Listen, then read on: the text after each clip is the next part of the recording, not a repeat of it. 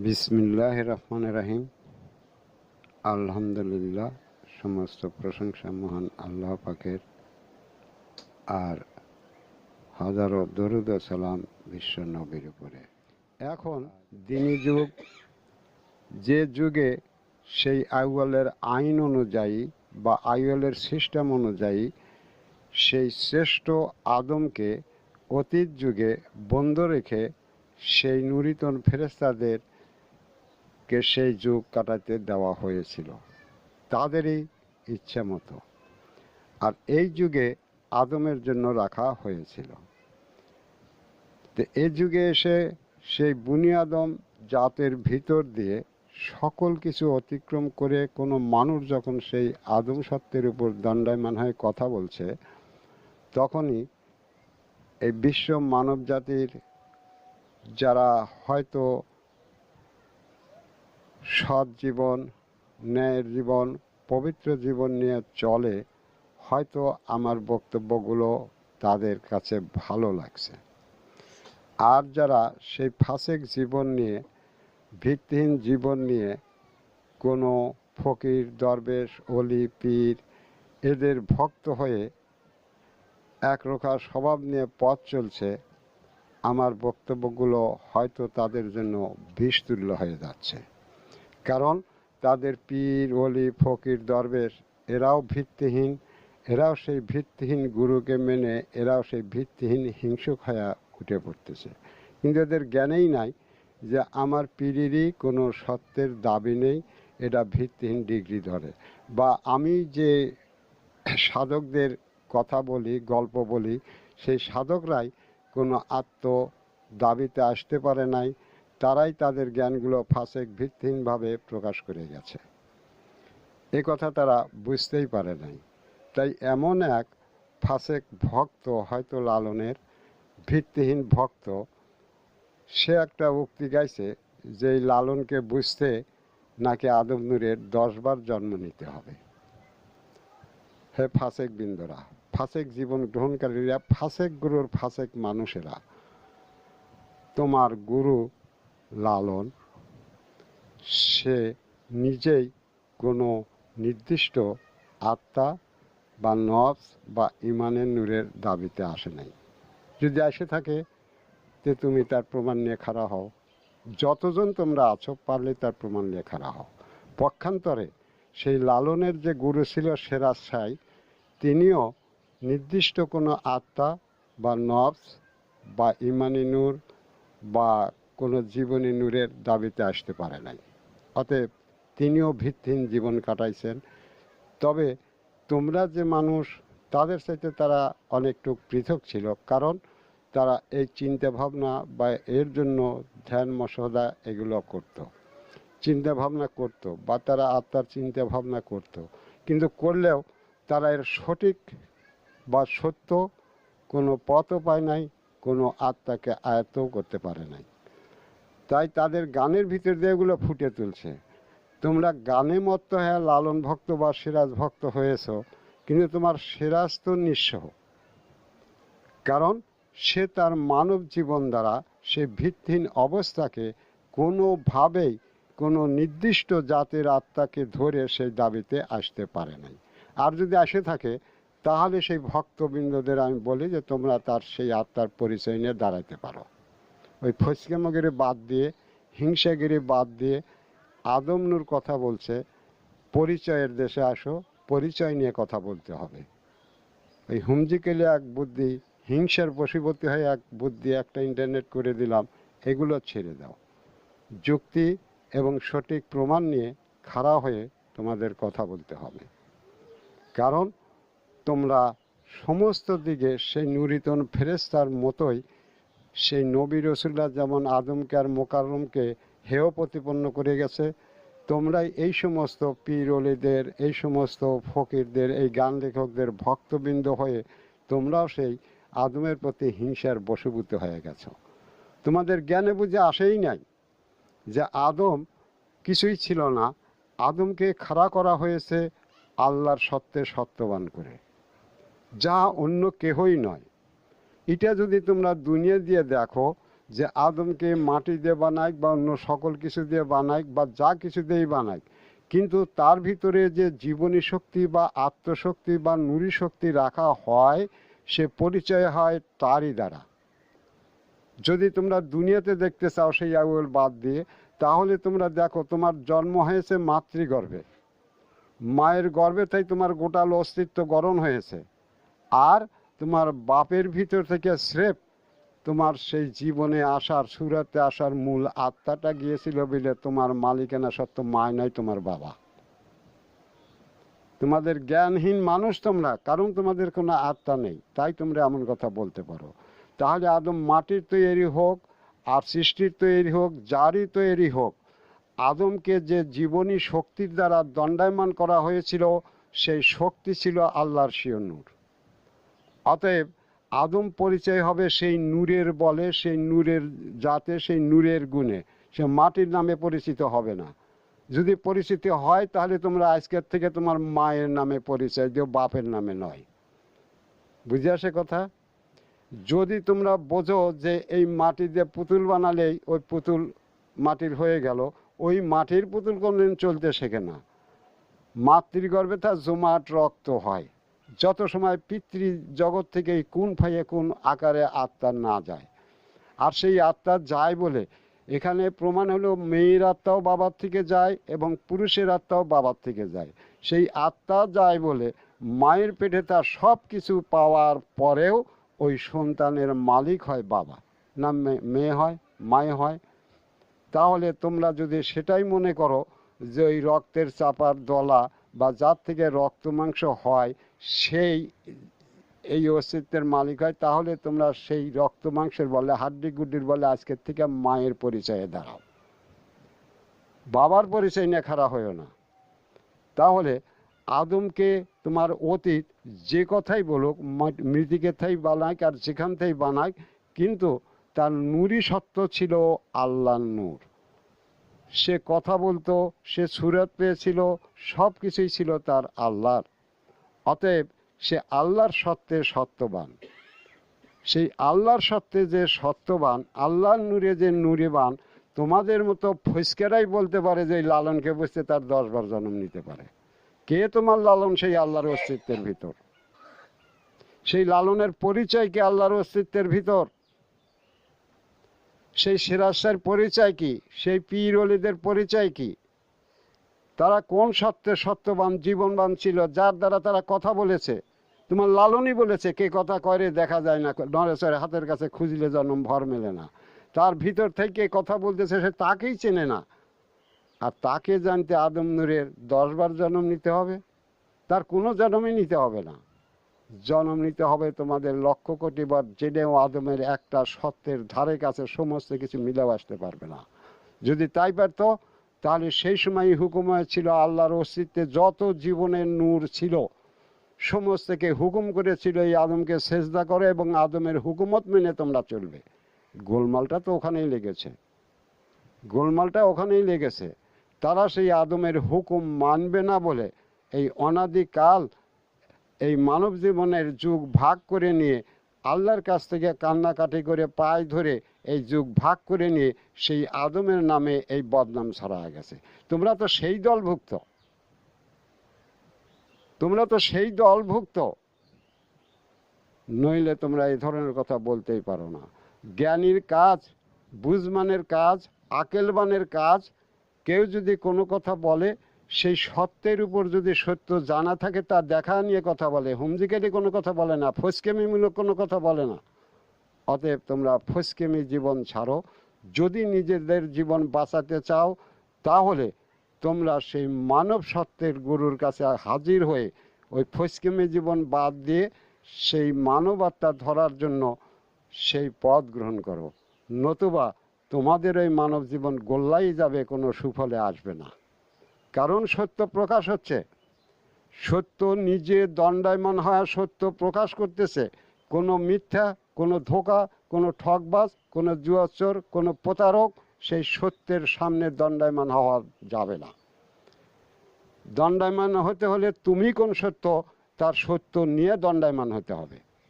যার নিজের পরিচয় নাই, যার নিজের জীবনের ঠিক নাই, যে নিজের জীবনের আত্মাকে বোঝে না, যে আমি সত্য কি, কারে বলে, তার পথ কি, তার রাস্তা কি, যে দুনিয়ার মানুষ আজ পর্যন্ত জানতে পারলো না। মানুষ বলে নফসের জেহাদ বড় জেহাদ, সেই নফস কি, নফসের রাস্তা কি, নফসের পথ কি, আজ পর্যন্ত যে দুনিয়ার মানুষ জানতে পারলো না। তোমার লালন সেরা সাই ফকির দরবেশ কই থেকে জানে? তোমাদের নবী রসুলরা যে পথ রচনা করে তোমাদের দিতে পারে নাই, তোমাদের দেব দেবতারা যে পথ রচনা করে দিতে পারে নাই, তোমার লালন সাই আর লালন সাইয়ের ফসকে বক্তব্যকারীরা, গান সন্ন্যালা মত্তারিরা কথাটা জানে। অতএব যা কিছু বলো যুক্তি মতো সত্য নিয়ে কথা বলতে হবে, বেফালতু কথা বলে কোনো লাভ নেই। তোমার হিসেবই নাই যে আদম আল্লাহর সত্যে সত্যবান, লালন কোন সত্য,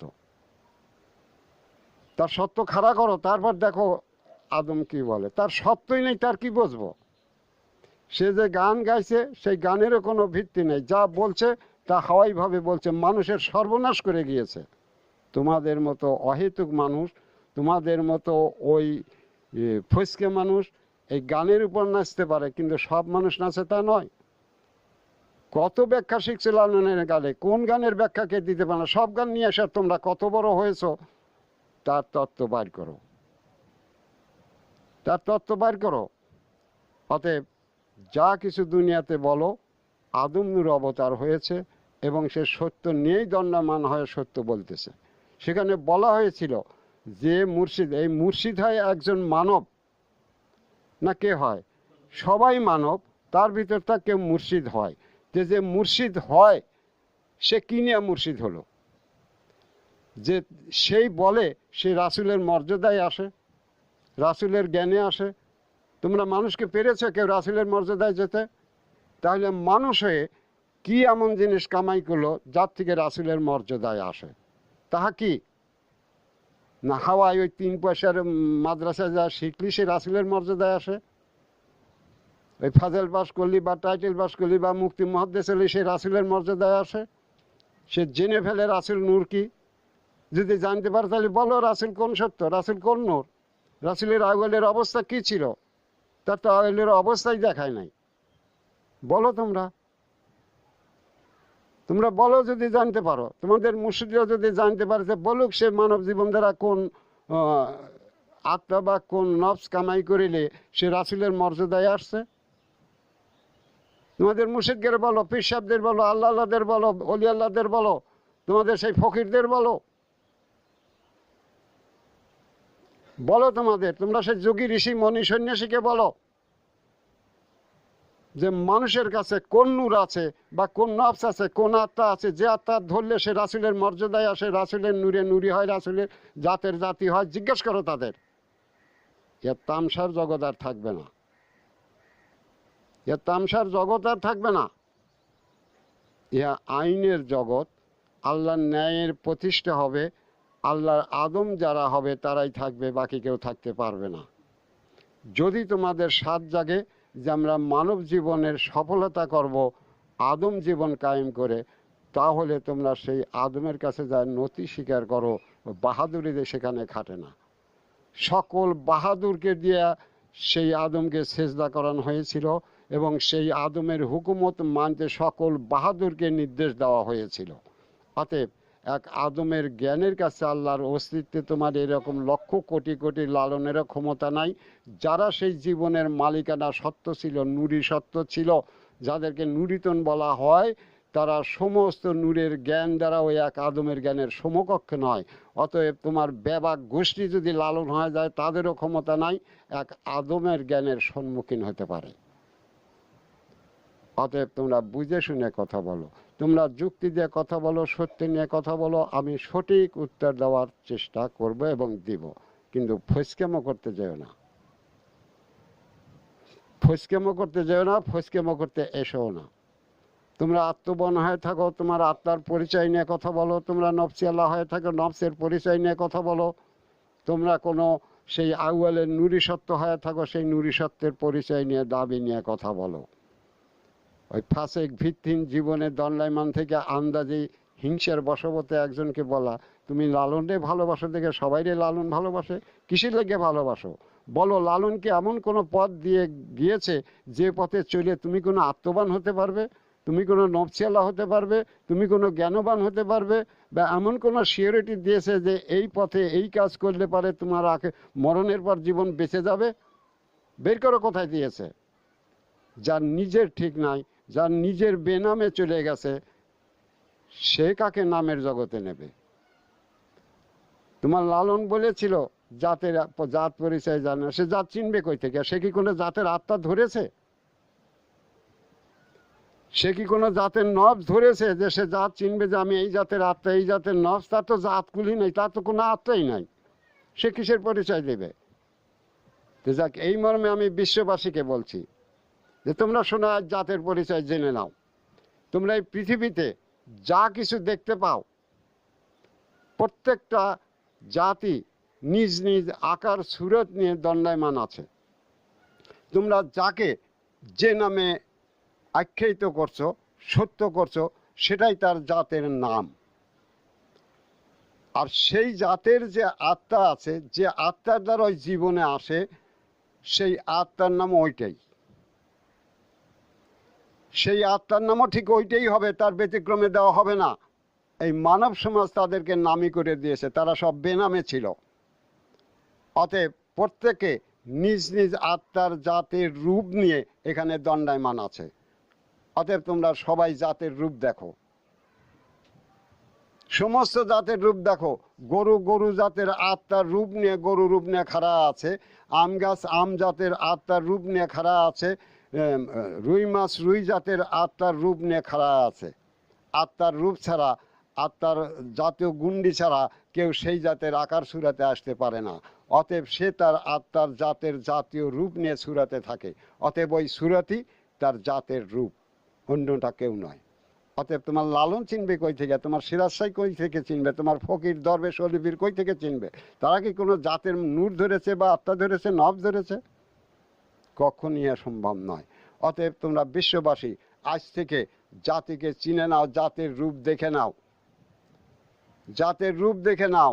ইহা জাতের রূপ না, ইহা প্রকাশ শুধু আম গাছের সুরত নাই, ওই আম গাছের যে আত্মনূর আছে সেই নূরেরই সুরত, উহা অন্য কিছু নয়। কিন্তু তোমরা মানব এই মর্মে জেনে নাও, তোমাদের মানব করা হয়েছে।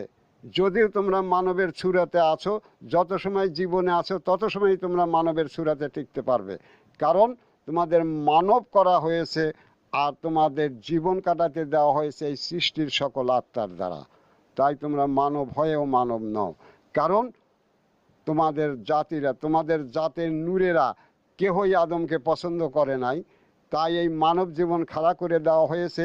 যারা এই মানব জীবনে এসে এই আদম জীবন পছন্দ করবে, আদম জীবনে চিরস্থায়ী হতে চাবে, তারাই সেই আদমের হুকুমত মেনে আদমের রাস্তা মতো কাজ করে এই আদম সুরাত নিয়ে মরণে যাবে। এই জন্য এটা করা হয়েছে। তার ভিতরও তোমাদের সেই নুরিতন ফেরেশতারা ফেরেব করে নিয়েছিল, ফেরেব করে এই মানব জন্মের ভিতর দুটা যুগ ভাগ করে। কারণ তারা জানে যে এই আল্লাহর এই হুকুমত, আদম যদি সেই মানব জন্মের প্রথম থেকে এই মানব জীবনের এই হুকুমত নিয়ে খাড়া হয়, তাহলে আমাদের সেই আদমের হুকুমত মেনে চলতে হবে। আবার আমাদের সময় যদি আদম আসে, আদম কথা বলতে থাকে, আমরা কেহই তার সমকক্ষে দাঁড়াতে পারবো না, আমাদের যোগ্যতা হবে না। আর আমাদের জাতীয় মানুষ হলেও সেই মানব জাতি আদমের কথাই শুনবে, আমাদের কথা শুনবে না। তারা সেই আউয়ালেই এই চিন্তা ভাবনার উপর তারা সেই যুগের ভাগ করে নেয়। আল্লাহ পাককে বলে, তোমাদের সর্বনাশ তোমাদের নুরিতন ফেরেশতারা করেছে, তোমাদের অতীতের ধর্মদাতারা করেছে, আদম করে নাই। আদম করলে তোমরা প্রথম থেকেই এই ধর্ম জানতে পারতে, এই আদম হওয়ার ধর্ম জানতে পারতে, আদম নফসিদ হওয়ার ধর্ম জানতে পারতে। এটা প্রকাশ হলে পৃথিবীতে, দুনিয়াতে আর কোনো ধর্ম এসে খাড়া হতে পারতো না। তাই তাদের সেই আইন মাফিক, তাদের সেই বিষয় মাফিক তারা যে সময়কাল পর্যন্ত চেয়েছিল, সে সময়কাল পর্যন্ত অতীত হয়ে গেছে। এখন আদম দুনিয়াতে এসেছে, আদম সেই নফস ধরার, আদম নফসি ধরার ধর্ম দুনিয়াতে প্রকাশ করবে এবং তাহা দান করে যাচ্ছে, তাহা মানুষকে দান করে যাচ্ছে। তারা সেই নফসি দ্বারার পথে অগ্রসর হয়েছে। তারা স্বীয় আদম নূরের নফসের ইমান আল্লাহ হওয়ার পথ গ্রহণ করেছে। তাদের স্বীয় আত্মাকে নির্ধারণ করে দেওয়া হয়েছে। তাদের সে স্বীয় নূরের সালাত আছে, তারা সালাত কায়েম করতে লেগে পড়েছে। সেই নূরের রব আছে, সেগুলো তারা করে। তোমরা কারা? তোমরা তোমাদের পরিচয় দিয়ে খাড়া হও। ইহা আদমজাত গড়ন হচ্ছে, আদম অবতার হয়েছে, আদম তার স্বীয় নূর বলে তার নফসের দ্বারা আদম জাতি গড়ন করতেছে। তোমরা কারা? সত্য উত্তর দিতে সত্য নিয়ে দুনিয়াতে দণ্ডায়মান হও বা আদম নূরের সামনে দণ্ডায়মান হও।